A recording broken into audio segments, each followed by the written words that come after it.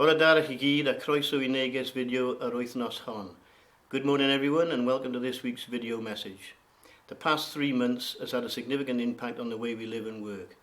The amazing work continues across the Pembrokeshire community, and once again I want to thank you all for your continued endeavours to support the community we serve and indeed each other. As an authority, we continue to move forward, reopening services in a phased and measured manner, most importantly ensuring what we do does not impact negatively on increasing the risk of COVID-19.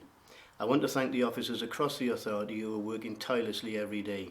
This really is Team Pembrokeshire at its best. This week I'd like to highlight Armed Forces Week 2020, a significant event which has also been touched by the COVID-19 pandemic. This year Armed Forces Week will offer the British public the chance to discover more about the work that the UK Armed Forces do, with each day dedicated to celebrating a different part of the military.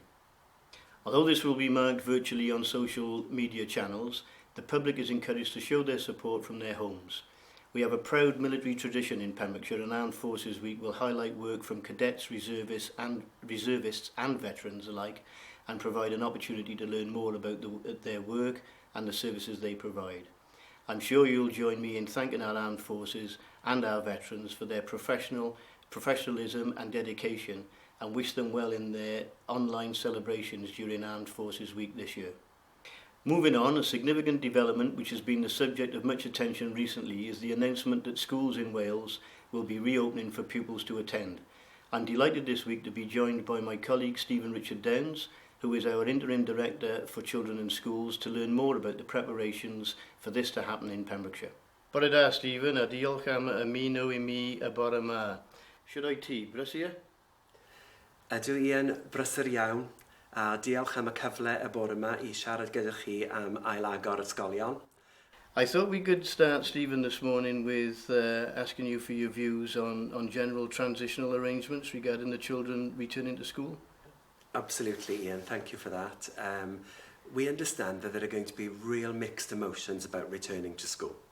People may have expectations that we will return to how things were before, but we do need to acknowledge that that will not be the case. People's thoughts, feelings and behaviours during the pandemic may have changed. Their routines and structures and environments have all been different. We need to be kind to ourselves and prioritise our emotional well-being, and that is essential in order for us to adapt to the new normal. Stephen, there's some frequently asked questions that you touched on earlier on that parents are very keen to get answers to. I wonder if we can just run through a few of those, and perhaps starting with the obvious one is whether or not all schools are opening on the 29th of June this year. Indeed, Ian, and that is an important question. All schools are reopening to children from the 29th of June. We will open to all statutory year groups, reception to year 6 in primary schools, 7, 8, 9, 10 and 12 in secondary schools. The only statutory year group we're not reopening, or non-statutory year group we're not reopening to, is nursery children. And that is because social distancing and separation anxiety will be very difficult with young learners, and schools will continue to check in with them. And what about precautionary measures to ensure that everybody is as safe as we can make for this arrangement to work properly? So over the course of the last 6 weeks, we've been doing a lot of work behind the scenes with our schools. We've developed operational guidance for them, working with central teams across the council in terms of emergency planning, in terms of developing risk assessments, getting the right levels of PPE out to schools for the things they require, providing soap, hand sanitizer, those kind of things, and making sure we've had advice from Public Health Wales about what is the latest scientific advice that relates to return to school buildings. Great. And I know there's some anxiety among some of our parents about whether or not they have to send their children to school, or in fact whether the choice is theirs. Can you clarify that for us? Of course, the Minister for Education announced that the choice would be parents, and that no family would be penalised if they made a decision not to send their children to school this term.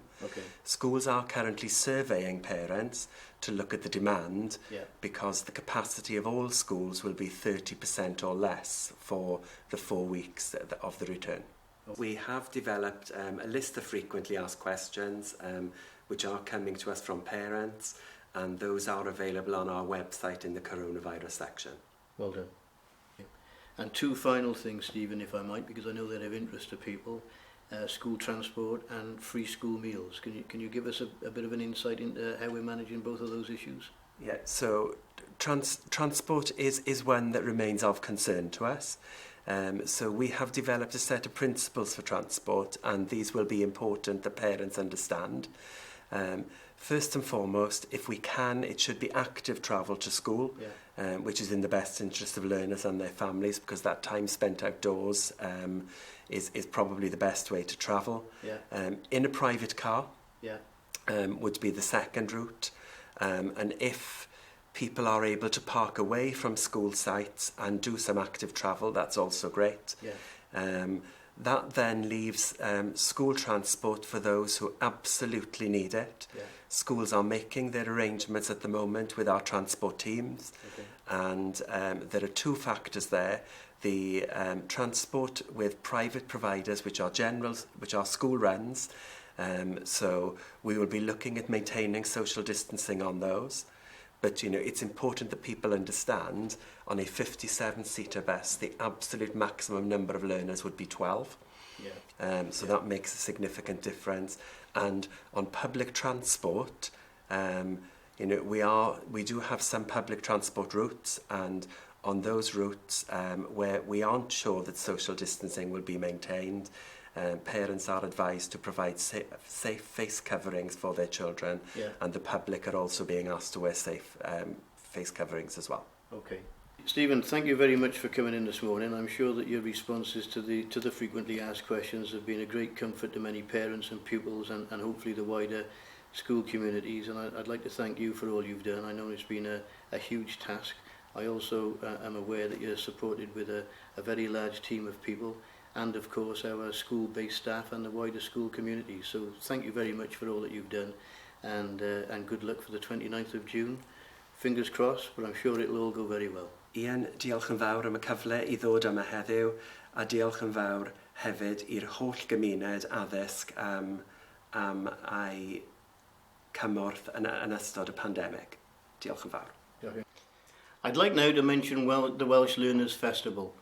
Saturday the 20th of June is Goel y Disgwyr Sir Benfro, Pembrokeshire Welsh Learners Festival 2020. Like Armed Forces Week mentioned earlier, due to the coronavirus pandemic, it is taking place online this year. There are a wide range of activities taking place throughout the day for learners of all abilities, including a coffee morning, cooking, folk dancing and clog dancing. For more information and to take part in the festival, please follow the link. Diolch yn fawr, cadwch yn ddiogel, thank you, stay safe, hwyl.